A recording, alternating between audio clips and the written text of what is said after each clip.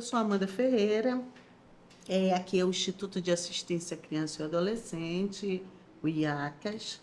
Nós trabalhamos há mais ou menos mais de 25 anos. A gente começa o trabalho aqui a partir da situação das crianças que estão em situação de rua, morando no centro da cidade. E então, naquele momento, a gente era muito nova, eu principalmente, e a gente trabalhava dando sopa para as crianças na rua. Então, a partir dessa doação de sopa para as crianças na rua, foi que houve a necessidade de construir um lugar onde essas crianças pudessem ter um porto, ou prevenir para que elas não fossem para a rua. Então, foi quando a gente começa a construir essa casa, que é uma casa que foi construída a muitas mãos. Com muitas, e quando eu falo muitas mãos, foram muitas pessoas batendo massa, homens, mulheres, misturando cimento, batendo massa, jogando para cima para fazer laje e construir cada coisa que teve aqui, né? Muitos eventos, muitas feijoadas fizeram desta casa hoje a estrutura que a gente tem.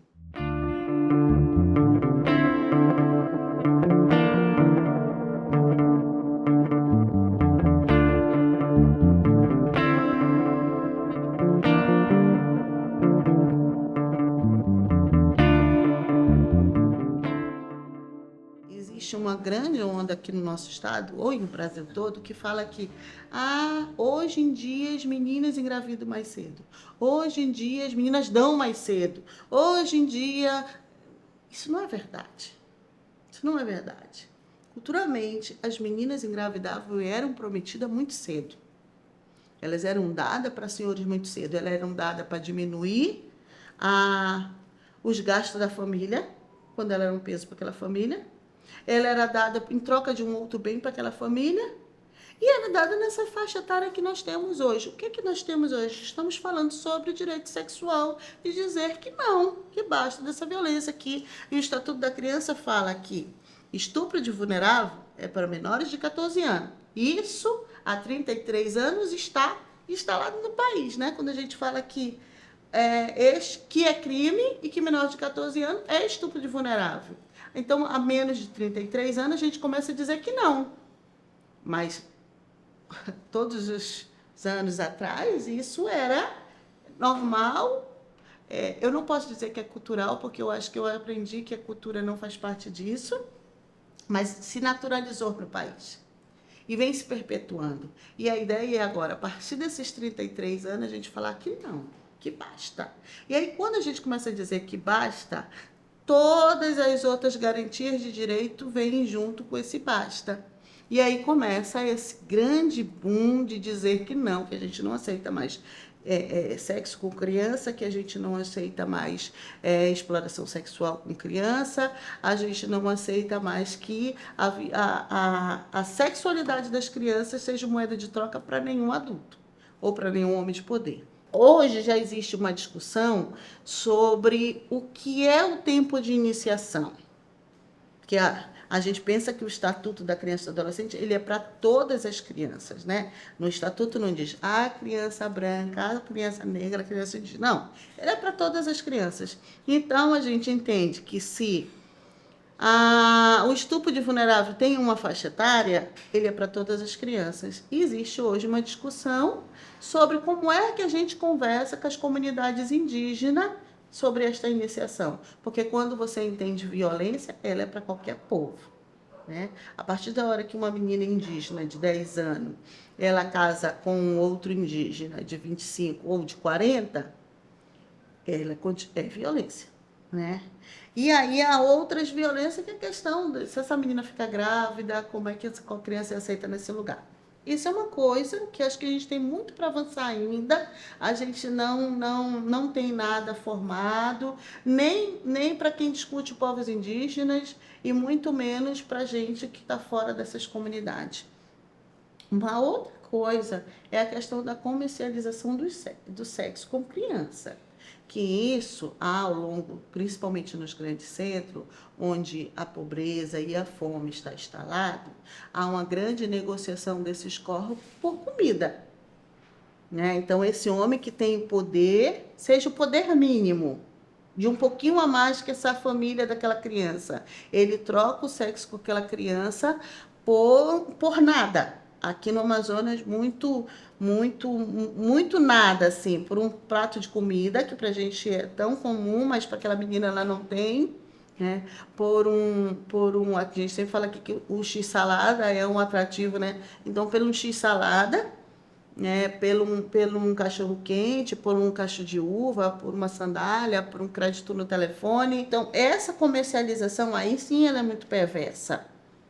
Ela é perversa porque ela se naturaliza de uma forma de que a venda do corpo daquela criança ela passa a ser comum. E aqui no nosso estado, principalmente, essa menina que ela sempre assume a culpa, porque ela vende o corpo porque quer. Ela vende o corpo porque ela queria aquele sanduíche. Ela vende o corpo porque ela queria aqueles R$ 50.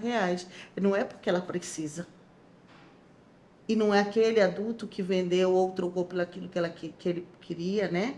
Trocou o corpo que ele queria pelo que ele tinha. Ele nunca leva a culpa. Nós atendemos aqui nesta casa, durante 10 anos, medida socioeducativa. Que é uma coisa aqui que acontece muito nas comunidades aqui no nosso estado, principalmente nos municípios mais pequenos, que são as trocas, por exemplo, a do taberneiro. Aquele vozinho que não faz mais nada, que está aposentado, não faz mais nada, ele tem naquele comérciozinho, aquela taberninha, e aquela taberninha perto de uma escola, sempre para vender um bombonzinho, um biscoito, um picolé, um din-din, e ele está ali perto daquela escola. Às vezes aquela menina não tem nada, é pequenininha, não tem nada, mas toda vez, quando ela ir para a escola, ela passa ali na casa naquela taberninha, naquele comércio. E ali, lá, depois que ela sai daquele lugar, ela leva a bolacha, ela leva o dinheirinho, R$ 5 para comprar o refrigerante na escola, na merenda, quando todo mundo sabe que aquela menina não tem condições nenhuma de comprar merenda. Todo mundo sabe. Quando eu falo todo mundo, os coleguinhas sabem, a mãe dos coleguinhas sabe, a professora sabe, o gestor sabe, todo mundo sabe. E sabe que ela passa naquele lugar, mas ninguém fala nada. Porque ninguém entende a exploração sexual. Ninguém consegue compreender que qualquer troca de qualquer coisa, de uma bolacha recheada, qualquer coisa, é uma comercialização e isso é exploração sexual. Tem nome, é exploração sexual de crianças e adolescentes. E qualquer explorador tem que ser preso. Eu acho que a gente está num momento onde nós estamos falando mais sobre este assunto. E quando a gente fala mais sobre isso, a gente abre a mente desses direitos e de que nenhum outro tem direito sobre o seu corpo. Eu acho que um desafio que nós temos hoje é a questão desta rede de proteção. Nós avançamos muito quanto à questão das leis, nós temos leis muito boas, protetiva, punitiva, a gente avançou muito. Só que a lei, ela só se torna real se o operador do sistema de garantia de direito for real. E aí, quando eu trago o relato da delegada que a gente tem aqui, como tem outras pessoas muito importantes, eu digo que a gente pode ter a lei que tiver, mas se a gente não tiver pessoas comprometidas com a causa, com o lugar que ele está, para operar aquele serviço, para que ele se torne real para aquela vítima, se não tiver, ela não vai funcionar lei alguma. A gente pode ter o Estatuto, a gente pode ter Maria da Penha, a gente pode ter tantas outras leis. Mas se o operador do sistema de garantia de direito não funcionar, nada vai funcionar. Então, a gente precisa de pessoas mais sensibilizadas com o sofrimento do outro. E aí, quando eu falo de mais sensibilizada, porque você tem um pensamento quando o crime acontece com o seu vizinho. Quando o criminoso é alguém que você não conhece, quando o abusado ou a vítima é alguém que você não conhece, você tem uma atitude. Quando o abusador é seu filho, é seu marido, é seu pai, é seu irmão, sua atitude é outra. Não é a mesma. Geralmente as pessoas dizem assim, quando é o abusador de fora, ele diz, mata, esfola, vai pra cadeia. Quando é seu parente, muito próximo, você diz, foge. Então, enquanto a gente não compreender que esta medida ela tem que ser igual para todos, e que a gente precisa tratar a questão da violência como uma questão de saúde pública, porque hoje acho que um dos maiores câncer que tem, além da própria doença, é a questão da violência contra a questão sexual. Porque ela é para todo mundo, ela é para criança, ela é para adulto, ela é para idoso. Ela tá, é essa perversidade. Quando você quer ser muito perverso com alguém, você violenta a genitália dessa pessoa. Você pode fazer tudo, você arranca o dedo, mas quando você quer muito perverso, você abusa. Então, é essa maldade que está e esse desejo de ser cruel e não se sensibilizar com o sofrimento daquela vítima que está sendo abusada naquele momento, eu acho que esse é um cuidado que a gente precisa avançar. E isso está na questão da saúde. Nós não temos políticas sérias de saúde, nem para as vítimas e nem para o abusador. E aí, a gente pode ter serviço de saúde ali emergencial, mas o emergencial é um cuidado naquele momento. Mas a ferida sexual, ela é uma ferida que pendura por muito tempo. Em alguns casos, até pela vida inteira.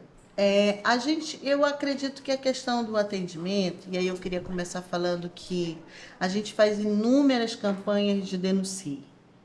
Né? Denuncie, diz que sim, procura o conselho tutelar, na delegacia. Né? E a gente faz inúmeras campanhas, a gente mesmo tem uma super campanha, que eu acho que é uma das melhores campanhas que nós temos, é a do 18 de maio, eu sempre vou achar que ela é a melhor. Então, e essa campanha, ela diz ali no 18 de maio que as crianças têm que denunciar. E eu venho fazendo uma leitura muito grande que a questão do denuncie é um ponto. Ao denunciar, ao dizer para uma criança, você denuncie, tem que denunciar. Quando eu digo isso, eu tenho que garantir que quando essa criança, esse adolescente denuncie, todo o sistema vai estar à disposição dela. Que tudo na vida dela vai se transformar. Porque até agora, o que a gente tem? A criança, a gente faz inúmeras campanhas. O governo faz campanha, a sociedade civil faz campanha, todo mundo faz campanha, empresas fazem campanha. E aí a campanha para denunciar, mas a gente não garante atendimento. Então, eu acredito que quando a gente fala do denuncie, a gente tem que garantir que os serviços todos vão estar à disposição dessa vítima. Mas hoje o que acontece na grande maioria das vezes é que a gente encoraja uma menina a denunciar, um menino a denunciar, uma vítima a denunciar. E quando ela denuncia, até então, antes da denúncia, ela tinha a violência sexual, a violência doméstica, a violência. Hoje, na grande maioria das vezes, quando essa vítima denuncia, ela tem a violência e uma outra violência, que é a violência institucional. E essa violência institucional, ela está desde a hora que essa criança chega no conselho tutelar e esse conselheiro tutelar não está preparado para acolher essa menina, esse menino, e faz perguntas absurdas que não cabem a ele. Ele está na hora que essa criança, essa vítima chega na delegacia e esse atendimento não está ali preparado, a pessoa que vai colher a informação dela não está preparada e faz denúncias absurdas, perguntas absurdas como: você não deu porque quis? Você sofreu? Aonde ele pegou? Aonde? Que não cabe muitas vezes para quem é o atendente. As violências institucionais, às vezes, elas são tão perversas quanto a violência sexual. E aí isso só vai mudar quando a gente conseguir sensibilizar, mobilizar pessoas para serem humanas e olhar cada caso do jeito que ele precisa. E cada pessoa do jeito que ela precisa. Que não é porque você não disse não, não é porque você não gritou, não é porque você não matou, que você não está sofrendo por isso. E às vezes essas crianças, essas meninas sofrem violência durante anos. E muitas vezes ela nem percebia que era violência. E quando ela descobre que o que ela estava passando é violência, ela resolve denunciar. Ela já estava acostumada.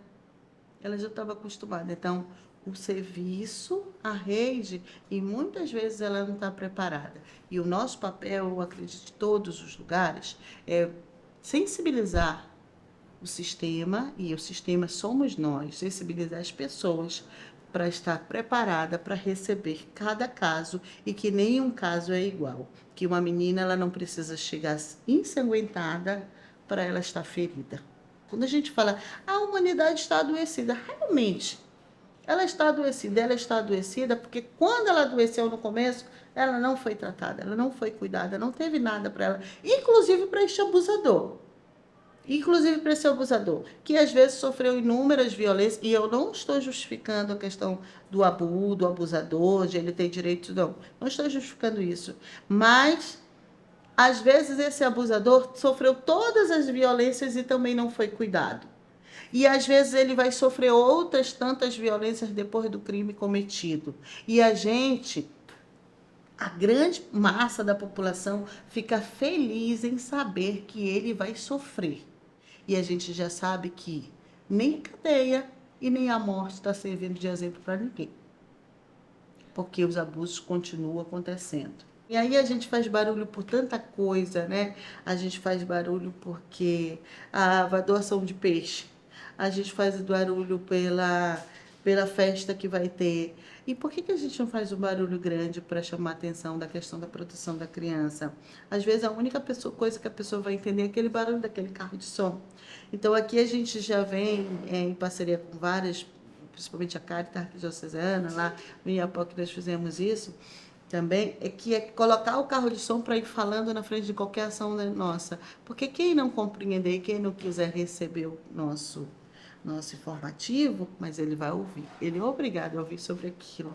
Então, o feirante, ele vai deixar aquele papel ali, mas durante o tempo que você está ali entregando papel, entregando esse folheto, ele está ouvindo ali no carro de som que você está fazendo. Então, são formas, eu acho que a gente tem que criar todas as formas possíveis para chegar até quem a gente não consegue alcançar. E acaba a gente sendo, por exemplo, a academia, é para quem vai até ela. A grande massa não vai até para a academia. Porque o que sai da academia é super importante. As pesquisas são muito importantes, elas nos dão a base para as leis. Mas na grande massa é uma outra escola. A vida é uma outra escola. Então, a grande massa precisa de uma pedagogia de acordo que eles consigam compreender. Porque a escola da leitura, talvez ele nunca vai compreender o que é não pode tocar, não pode abusar, não pode trocar nada por sexo com esta menina. Então, essa academia popular, ela precisa ser vista. E como ela não é vista, a gente não consegue avançar, porque a gente precisa ir para dentro das escolas, para dentro das feiras, para dentro dos mercados, falar com todo mundo, sem excluir ninguém, de forma com que eles compreendam o que eu estou falando. Porque se ele não compreender o que eu estou falando, ele vai sair e vai continuar abusando. E o abuso e a violência sexual, principalmente, ela não é um lugar de cor, de cara, de raça, de condições financeiras. O abuso, ele está em todo lugar. Ele não está só na classe pobre. Ele está lá no rico, no doutor, no advogado, no médico, em todos os lugares. Então, a gente precisa, em cada lugar, pensar uma forma pedagógica de alcançar quem está violando e quem foi violado. Eu acredito que um dos grandes avanços que o nosso Estado tem é a questão de dialogar em rede. Eu acho que a questão da violência, ela não é uma coisa isolada da delegacia, do Conselho Tutelar da Saúde, não, é de muitos. E uma prática que nós temos aqui é sentar esta rede para conversar. Então, esta rede aqui consegue sentar no mesmo lugar com a delegada, com a juíza, com a médica, do Serviço de Atendimento às Vítimas de Violência, com a promotora, com a educadora social que sou eu e tantas outras pessoas. Então, quando essa rede senta junto, eu consigo dialogar com os meus pares o melhor atendimento. Porque a violência, ela vai continuar, ela vai parar quando a gente consegue fazer um bom atendimento. Quando a gente pensa hoje nos dados do Amazonas, como dados de violência sexual, que saiu acho que há 4 meses atrás, fala que o Amazonas cresceu absurdamente com a questão com as informações, os dados de violência.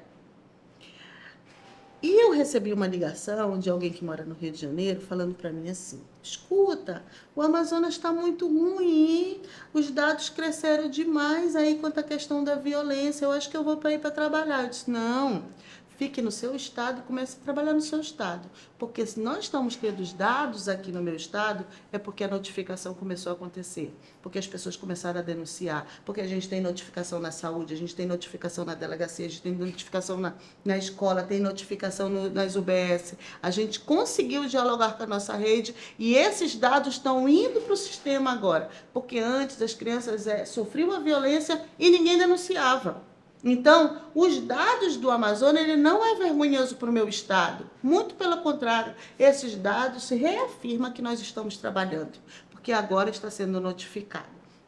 Então, seja a vigilância epidemiológica, seja na delegacia, todo mundo consegue trabalhar junto e a gente consegue mostrar o que realmente está acontecendo. Vergonhoso é quando a gente não tem dados, a gente não tem como mostrar. O que a gente conseguiu avançar nesses municípios onde nós passamos? Fora o número de notificação. Porque onde nós passamos, a gente conseguiu fazer com que aquela comunidade compreendesse que colocar os dados reais, identificar, saber identificar casos de violência e de exploração sexual era muito importante para poder cuidar das meninas e dos meninos daquele lugar. E aí hoje, por exemplo, no município de Quari, nós tivemos de 3 anos que nós estamos nesse município, voltando de 3 em 3 meses para lá, para a comunidade do Urucu, ou de todo ano faz um seminário muito grande naquele lugar para falar com toda a rede de proteção. Hoje nós temos um dado de um aumento de 400% da notificação naquele lugar. Isso para a gente é um resultado satisfatório, assim, é um resultado do nosso trabalho, que fala que as pessoas compreenderam que é importante colocar isso no papel, que é importante notificar, e que não é feio para o município falar das violências que ocorrem com as crianças. Quando você notifica, é aí que você tem condições de pensar políticas públicas, de pensar recursos públicos para aquele lugar, seja em qual serviço necessário, saúde, educação, assistência. Então, só se pensa em política pública a partir dos dados. Então, esses são resultados que a gente tem crescendo. E aí teve o resultado nacional, que aí a gente recebe crítica porque as pessoas não percebem, não é isso. Mas as críticas para a gente é bem ciente do resultado do nosso trabalho. Se tem muitas, hoje, denúncia, muita notificação, é porque o trabalho da delegada está acontecendo, o trabalho do promotor de justiça está acontecendo, o trabalho da rede de proteção está acontecendo, que somos nós do movimento social, as oficinas estão acontecendo, e a meninada está na escola, né? Os educadores estão nas escolas fazendo esse corpo a corpo com as crianças. Então, isso é o resultado do trabalho, os dados que tem aí. E eu jamais vou achar que dados assustadores como o nosso está dizendo que aumentou o número da violência. Não aumentou o número da violência, aumentou o número da denúncia.